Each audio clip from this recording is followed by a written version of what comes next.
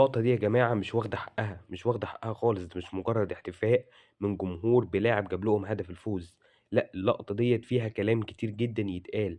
انت متخيل ان زيزو اللي رافض يجدد لغاية اللحظة اللي بكلمكم فيها دي لنادي الزمالك الا لما تتحقق مطالبه المالية هو ووالده لغاية اللحظة دي، وجمهور نادي الزمالك بيقول له خليك يا زيزو، اقعد يا زيزو.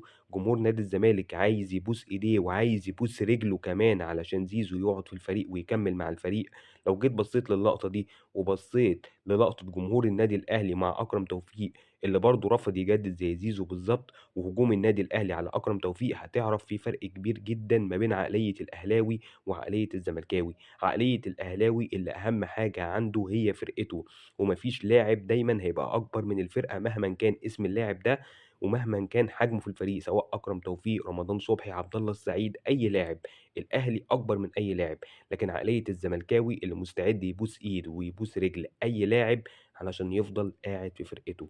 من الاخر، انتوا ما عندكوش كرامة. سلام عليكم.